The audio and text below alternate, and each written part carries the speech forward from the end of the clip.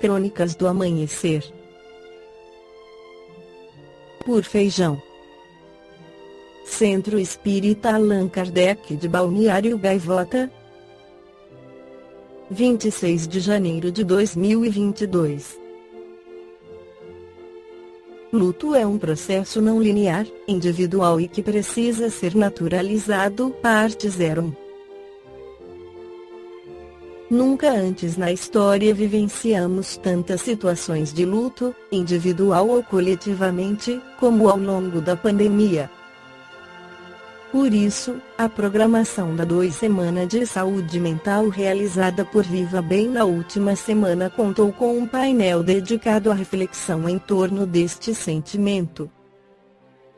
Com mediação da jornalista Cintia de Almeida, fundadora do site Vamos Falar sobre Luto, uma conversa teve participação da psicóloga Maria Helena Franco, coordenadora do Laboratório de Estudos e Intervenções sobre Luto da PUC-SP Pontifícia Universidade Católica de São Paulo, e do cantor e compositor Projota. Conforme disse Mariana Ferrão, jornalista e CEO da Soulme, que foi apresentadora do evento, vivenciar e elaborar o luto é necessário um processo, porém, que foi impossibilitado para muitos em função das exigências que a Covid-19 impôs. A maior crise sanitária do século parece ter conferido novas definições aos conceitos de terminalidade e despedida. Entre as questões abordadas, a dificuldade que temos em interagir com as pessoas enlutadas e o desconhecimento sobre as fases do processo de superação. Presença. No lugar das palavras depois de perder a mãe aos 8 anos, o Projota foi criado pela avó, Dona Lourdes, que recentemente morreu. O que fez diferença em cada uma dessas hipóteses foi a presença e o acolhimento. No passado, com a minha avó nos apoiando. E agora, com a minha esposa e meu irmão, as pessoas com quem sempre posso conversar sobre o assunto, disse o cantor. Maria Helena Atitude Franco destacou que a primeira para receber alguém enlutado deve ser justamente oferecer presença. Não há chance de ensaio numa situação dessas, para pensarmos em qual a palavra mais adequada a se dizer, explica a psicóloga. E a pessoa não precisa que lhe digam para fazer isso ou aquilo. O que ela precisa sentir é que há alguém com ela, genuinamente. Pois neste momento não são palavras que abrem um canal de comunicação, mas a disposição em ouvir e estar próximo. Um processo não linear. Outro aspecto lembrado por Maria Helena é o fato de o caminho de superação não ser linear. Haverá momentos, datas marcantes, que podem abater aqueles que parecem estar vivendo uma fase melhor em relação a uma perda. E é preciso validar que em alguns dias a pessoa estará bem e em outros irá preferir ficar quieta em seu canto, exemplificou.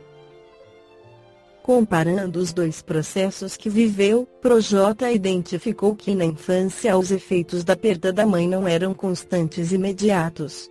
Como era pequeno, às vezes estava até feliz. Mas lembrava dela, de repente, no meio do jogo de videogame, disse. Ao se despedir da avó, há alguns meses, encontrou isolação na convivência com a filha pequena. Mas sentia tristeza bater em momentos cotidianos que costumava compartilhar com Dona Lourdes, como os vídeos que mandava para mostrar o desenvolvimento da criança e matar a saudade, já que uma pandemia impede a convivência mais próxima.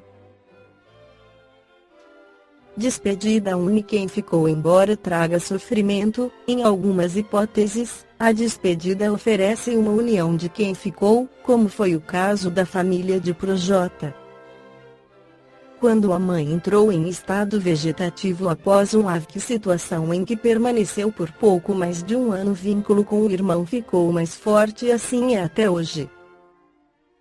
Entendo que, atualmente, nesta circunstância em que tenho uma compreensão maior de que a despedida faz parte da vida, sobretudo pelo fato de minha avó estar com 88 anos quando faleceu, a família unida ajuda a seguir em frente, contou. O relato do cantor traz um outro ponto pouco falado, como lembrou Cíntia de Almeida, o chamado luto antecipatório, que é quando alguém apresenta um estado irreversível que levará ao falecimento e os entes começam a lidar com essa perspectiva de forma mais real. O luto antecipatório não olha só para a morte quando ela vem.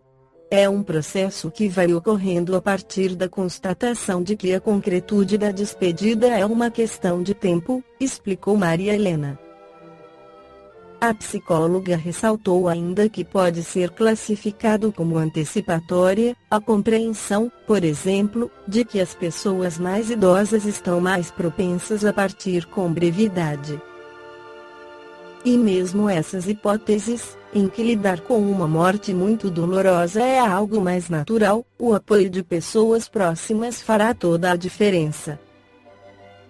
Em primeiro lugar, precisamos compreender o que acontece ao espírito após a morte. Allan Kardec esclarece isso no Livro dos Espíritos nas questões 149. Que sucede à alma no instante da morte? Volta a ser espírito, isto é, volve ao mundo dos espíritos, donde se apartara momentaneamente. 150. A alma, após a morte, conserva sua individualidade. Sim, jamais a perde. Que seria ela, se não a conservasse? Como comprova a alma sua individualidade, uma vez que não tem mais corpo material? Continua a ter um fluido que lhe é próprio, haurido na atmosfera do seu planeta, e que guarda a aparência de sua última encarnação. Seu perispírito. A alma nada leva consigo deste mundo, nada, a não ser a lembrança e o desejo de ir para um mundo melhor, lembrança cheia de doçura ou de amargor, conforme o que ela fez da vida. Quanto mais pura for, melhor compreenderá a futilidade do que deixa na terra. O espírito Joana de Ângeles, pela psicografia de Divaldo Pereira Franco no livro Episódios Diários, esclarece que tudo, que nasce, vive, morre e se transforma. O corpo se organiza, tem o seu ciclo vital, desagrega-se e modifica as moléculas que o constituem, mediante o fenômeno da morte. A morte é, portanto, acontecimento biológico, inevitável, para todas as formas vivas na Terra. Assim como o renascimento através da reencarnação. Ensinando o dogma da pluralidade das existências corporais, os espíritos renovam uma doutrina que teve origem nas primeiras idades do mundo e que se conservou no íntimo de muitas pessoas, até aos nossos dias. Simplesmente, eles apresentam de um ponto de vista mais racional, mais acorde com as leis progressivas da natureza e mais de conformidade com a sabedoria do Criador, despindo-a de todos os acessórios da superstição. Circunstância digna de nota é que não só neste livro os espíritos a ensinaram no decurso dos últimos tempos, já antes da sua publicação, numerosas comunicações da mesma natureza se obtiveram em vários países, multiplicando-se depois, consideravelmente. Balneário Gaivota, 26 de janeiro de 2022. Por Feijão. Centro Espírita Allan Kardec de Balneário Gaivota. Que a paz esteja com todos.